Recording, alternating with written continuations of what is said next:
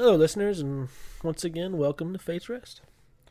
I again am your DM Tex, and today we are here with the final episode 11, one-on-one. Today we are with our best boy, Zug. I didn't realize I was a dog. Well, I mean, he's orc. So. That's rude.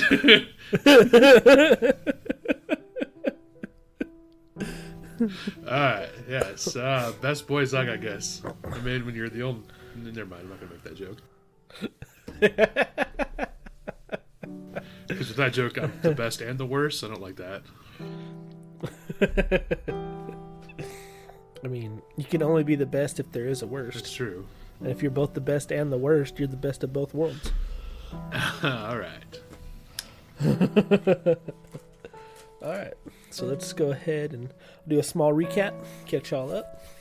So last time we did the solo adventures of our two beautiful girls. Their beans did some things, had some fun. We discovered some things.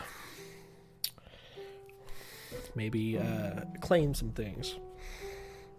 But it all started when our adventurers followed Zug down into the cellar of this abandoned farmhouse. And that is where we're going to start today. As Zug takes the last step off of the stairs into the cellar. Before, as you were stepping down in the cellar, you could smell fresh baked bread. And it just smelled heavenly as you walk down there. But as you get there, and you look up to your surroundings, and everything is different than what you would suspect. And out before you is a field. Now, for some reason, this field looks familiar. It's got rows and rows of crops. And around you looks like some fresh tilled soil. When you look up at the sky, the suns of Terra are up in the sky, and it seems to be about midday. And you feel tired. You feel exhausted, like you've been working since dawn. Looking around, really confused at this stage, Zug would be, because he just walked into a basement and now he's outside.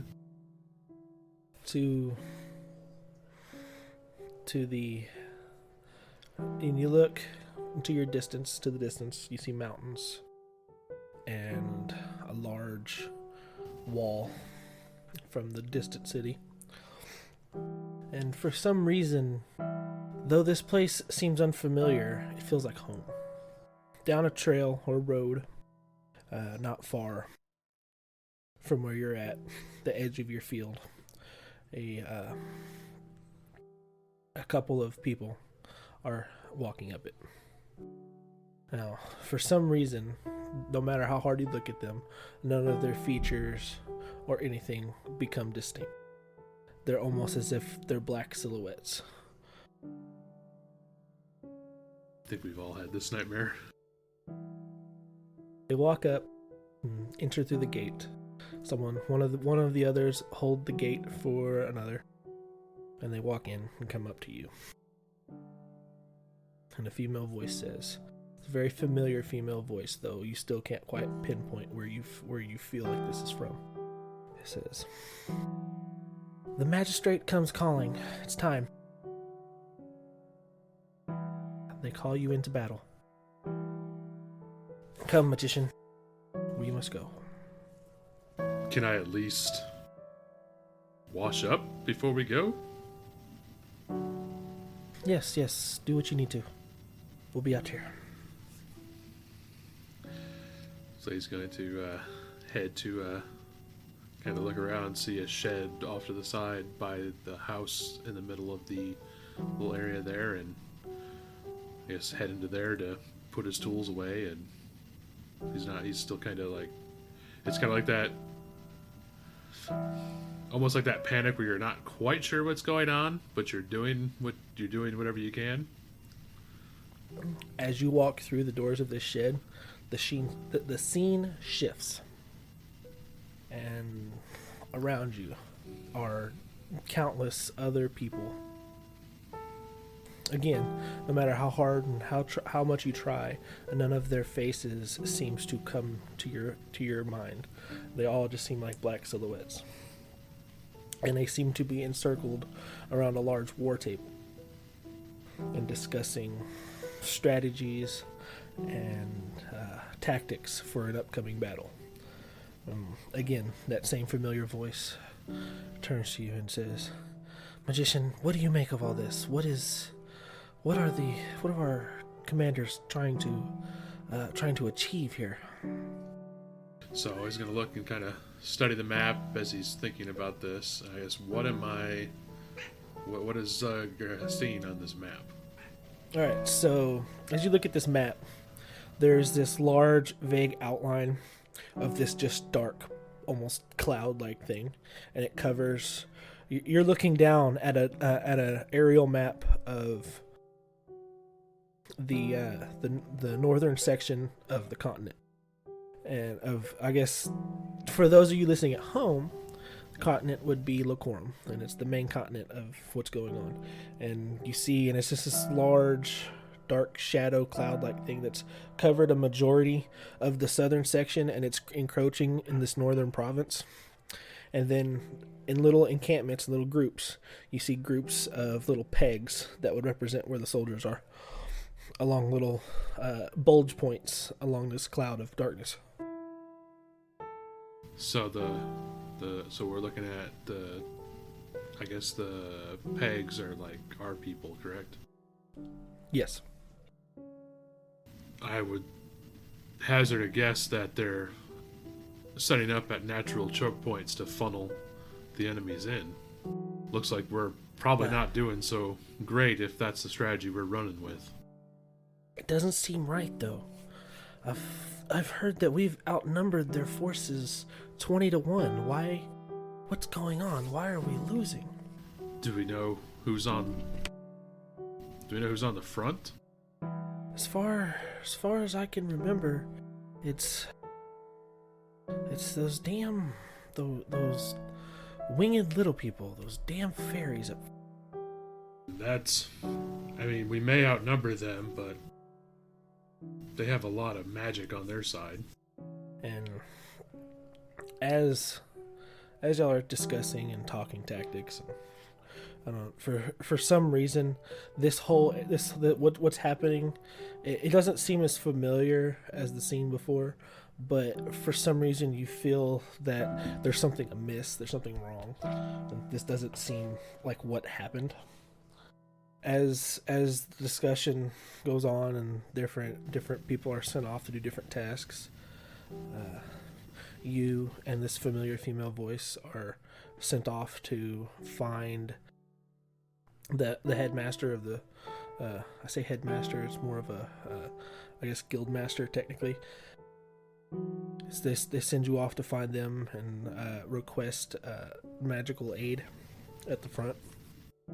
Okay, so does it still feel off with this, or is it like back to... Yes, it still feels off, that there's something wrong. So, I guess I'm gonna look around to see if, do we get any details of what's going on? So, normally when you look around, you would roll a perception, but this time I want you to roll an intelligence check. I say that, but that's 14. It's 14. Now, as you look around, it's like there's a tinge in the back of your head, like you have there's another voice there trying to tell you something's wrong. Like you can almost hear it, but it's like this. It's like this uneasy feeling, like this doesn't feel right. There's something wrong here, but as you look around, you can't see anything wrong. Like there's nothing that because you don't remember this place, so there's nothing.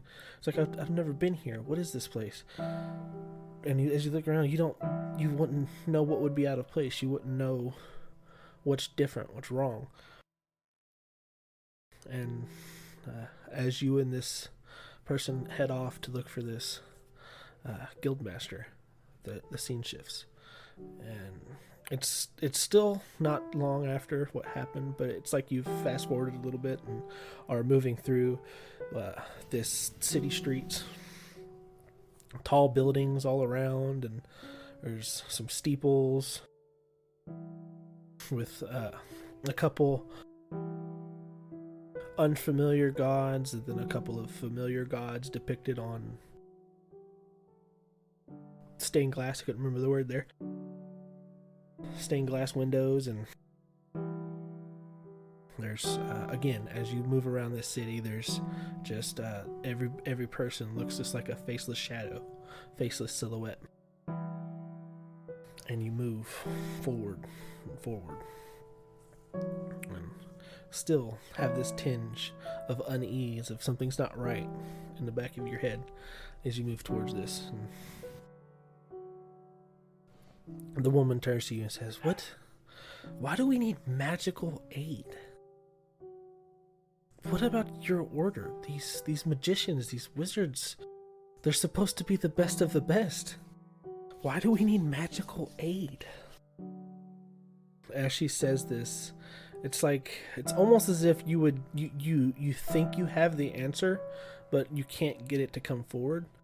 And I'm going to need you to roll a history check. History checks.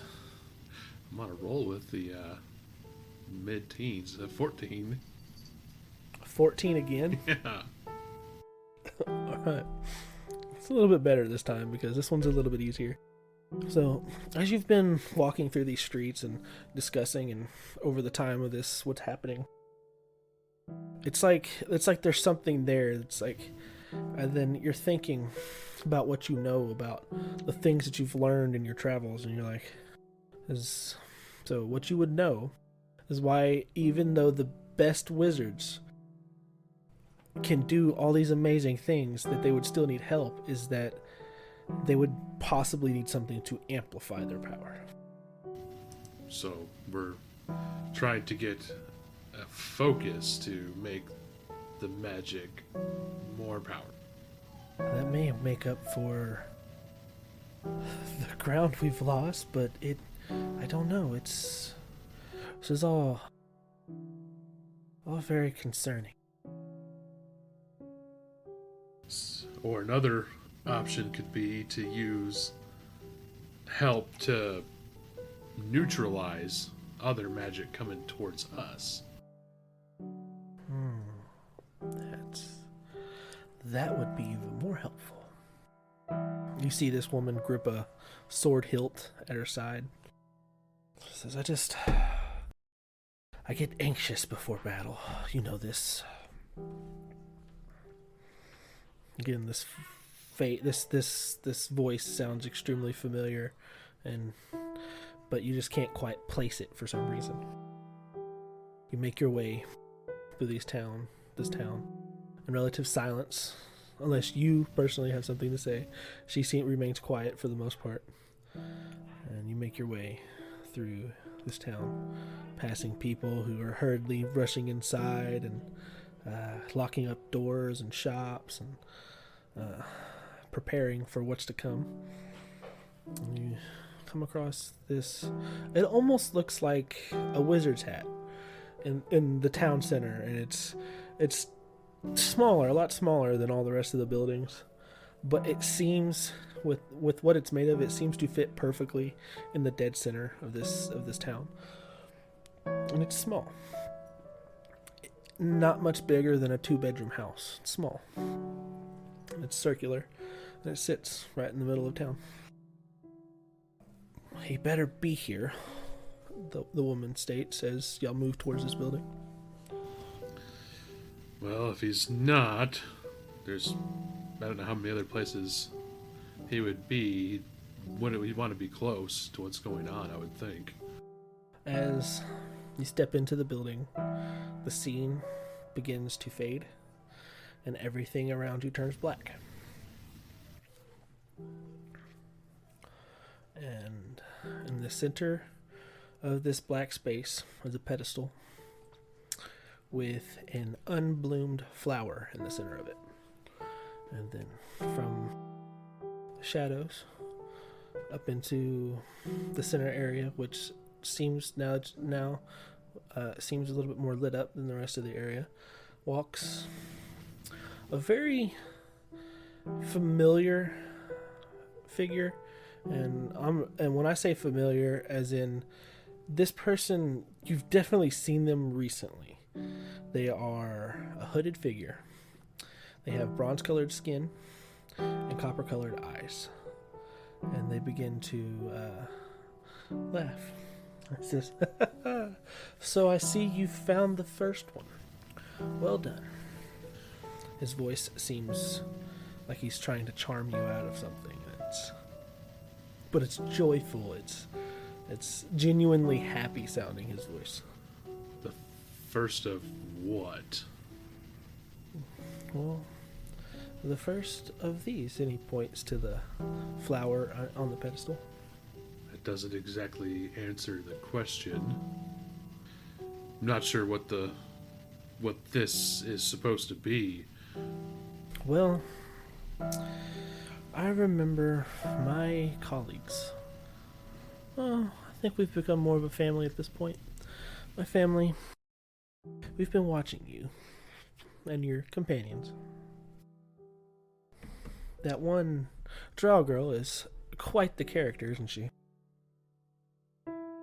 She's definitely interesting, to say the least. Not what you'd expect. And he pulls back his hood as he's speaking, revealing this extremely what I guess think of Prince Charming, but like with twice as much mojo. Pulls it back, and he's probably, even for Zug, the best looking guy he's ever seen. He's got salt and pepper hair, and again his skin is this dark bronzish color, and he looks over Zug and he says, "But you're different. You're missing something. And I think these," he points to the flower again, "these are going to help." I guess there's no way for you to tell me what exactly I'm missing. Because I don't know if I'd even know what I'm missing. Well, this is a journey you're supposed to make on your own, and I'm technically not allowed to give out hints. But he looks around. I don't think the others are going to notice. He says, "The one thing that you're missing, and I don't even know if you realize you're missing it, but there are pieces of you missing. And it's things that you need to know." Mysterious man in a cellar is telling me I'm missing pieces of myself. Oh, we're not currently in a cellar. We're in, I guess this would be my domain. Even more reassuring. And as he's speaking, this flower has been slowly starting to open, and the more open it gets, the more this orange golden light begins to pour out of it a little bit. And it says, "Look, it seems that your present from us." And he says this with like the most arrogance you've ever seen come from a person. "Us is almost ready. I do have one thing. Now, your friends, today they were tested. And I think it's only fair that I test you too. But my tests are a little bit different." And he pulls out a gold coin and shows it to Zug. "To pass this test, All you gotta do is tell me heads or tails.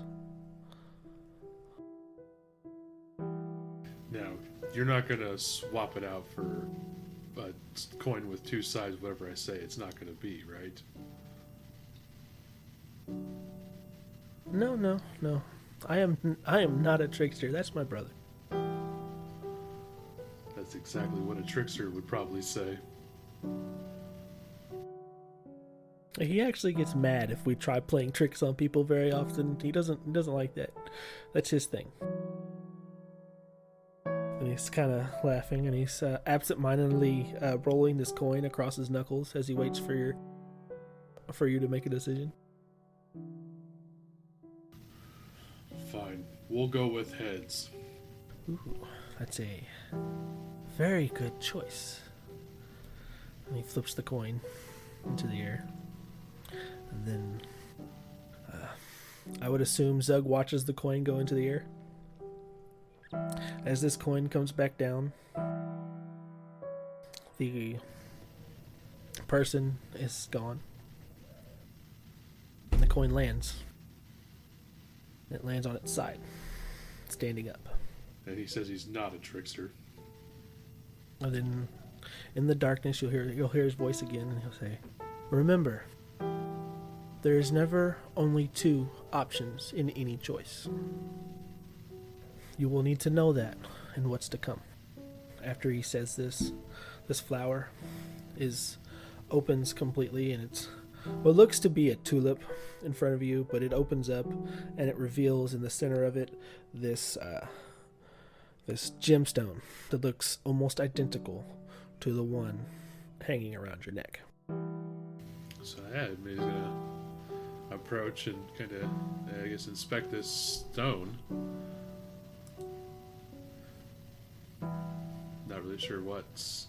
He's just kind of looking at it, not really sure what's going on, because matching that stone is kind of suspicious. I would hazard a guess. You just inspecting it? Mm-hmm. For the moment in time, yeah. Go ahead and give me an Arcana check. An Arcana check. Oh, yes. Well, I didn't get a mid-teen. Oh, no. I know that laugh. How bad was it? That was that's a 6, because it was a 1. So, as you investigate this thing and inspect it, the only thing you can get off of it is that it feels the same as the stone you wear around your neck. Well, it's not hurting me yet, so I'm just gonna pick it up. Reach down for it, I guess, is whatever's gonna go on there. Right. As you reach to pick this up, the stone around your neck begins to glow and heat up, and then the stone in your hand begins to heat up as well. And then after a couple of seconds, and then a flash of light happens, and when you look down at your necklace as it cools off, you'll see that this stone now has what looks like a mithril helmet placed around it, and it's gotten slightly bigger. So yeah, kind of look at the stone, confused because stones don't get bigger. Magic, baby. As you look at this setting, this gem setting on your neck, the room begins to light up and return to focus. And around you, you see the cellar.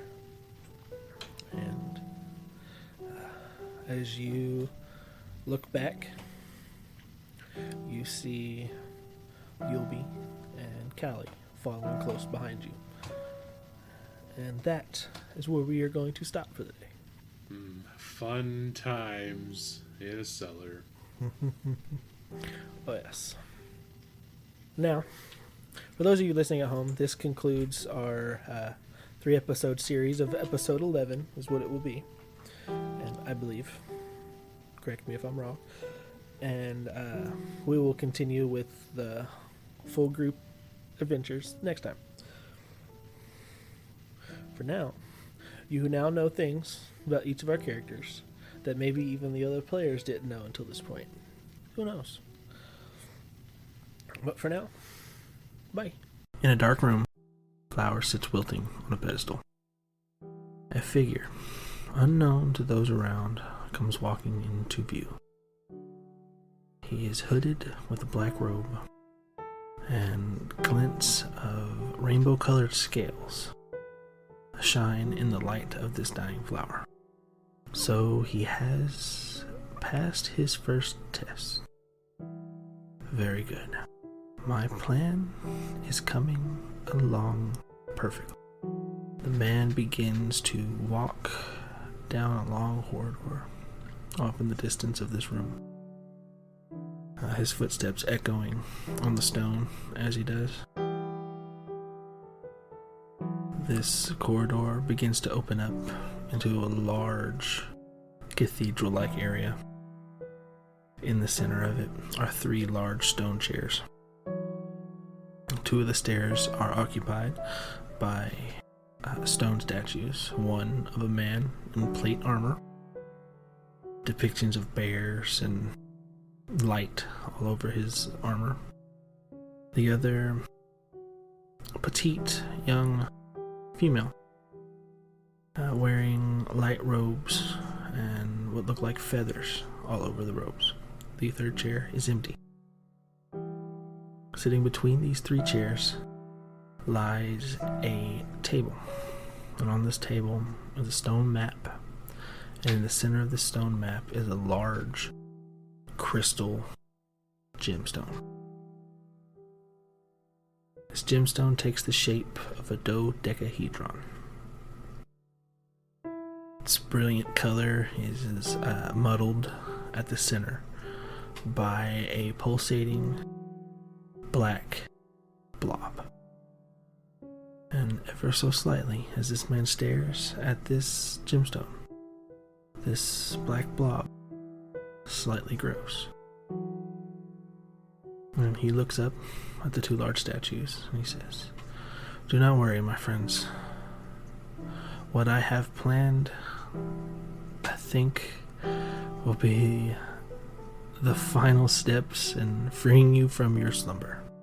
The room grows silent. He stands there and looks at the 2 statues for a few moments. He turns and leaves. Alright, you have reached the end of the episode. Once again. And matter of fact, this is the last one of the episode 11 one-offs, or one-shots.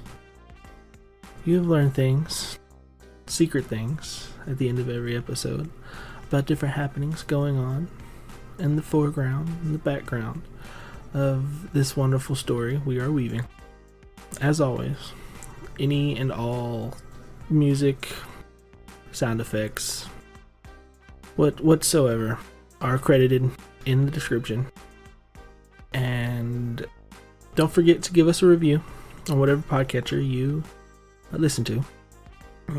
Go ahead and drop on into our Discord as well. We're always there and we're always ready to talk. Topic of the week is curses. What kind of strange and fantastical curses has your party run into as you play your games? Jump on in and let us know. As always, this is Tex, your DM, signing out.